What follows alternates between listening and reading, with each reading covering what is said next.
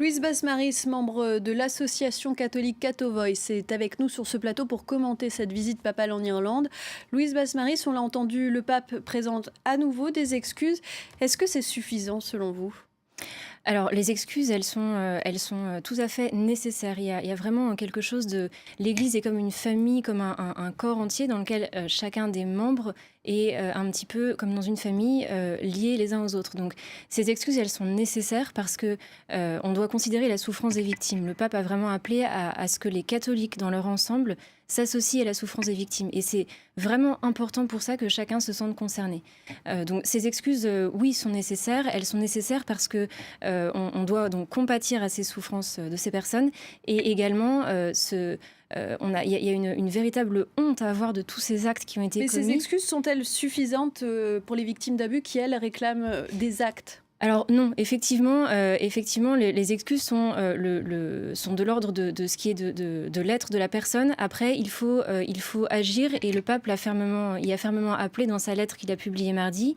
Il faut vraiment déjà libérer la parole dans l'Église pour exhumer ces faits, en fait, faire la vérité sur toutes ces choses-là, condamner les criminels, écouter les victimes et l'action, considérer l'action pas uniquement dans le fait d'écarter les coupables, mais également de prévenir et de faire en sorte qu'à l'avenir, les choses changent. Ça touche énormément de choses. Ça touche à la prévention, ça touche au bon discernement des prêtres à l'entrée des séminaires, ça touche énormément de sujets différents. Et des Il y a actions sont-elles déjà menées dans les églises à travers le monde?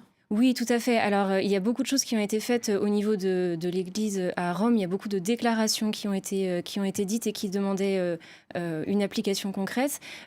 Ici, en France, depuis les années 2000, il y a des choses qui ont été mises en place. Je pense notamment au diocèse de Montpellier qui a mis en place des choses très intéressantes comme une véritable campagne de prévention contre la pédophilie avec des affiches placardées tout simplement, une cellule d'écoute qui a été mise en place qui est composée de laïcs et de religieux qui ont été formés à l'écoute.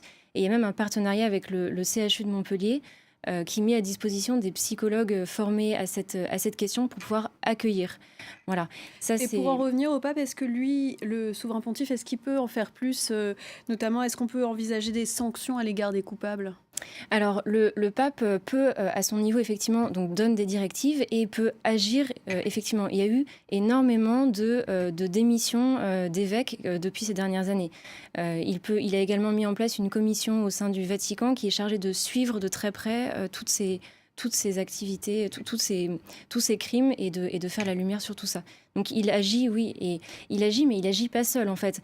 L'Église est vraiment une famille dans laquelle chacun a sa propre responsabilité et chacun a à son niveau à veiller à ce que l'Église soit saine et à ce qu'on ne rentre pas dans une forme de cléricalisme qui est quelque chose de très malsain, qui est une conception déviante de l'autorité de l'Église. L'autorité de l'Église, il faut bien voir qu'elle est spirituelle, elle n'est absolument pas factuelle ni temporelle.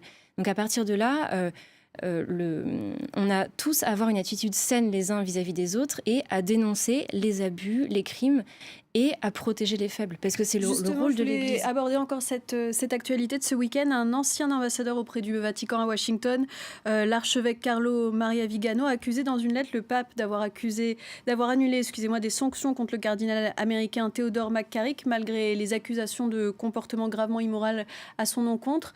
Il appelle même à la démission du pape. Qu'en pensez-vous? Alors, je pense que là, nous sommes dans des sujets qui ressortent avec force, avec violence. Il y a une colère énorme de la part de beaucoup de gens. Très sincèrement, je pense qu'il faut avoir les faits dans leur ensemble pour pouvoir juger à froid de ce qui se passe.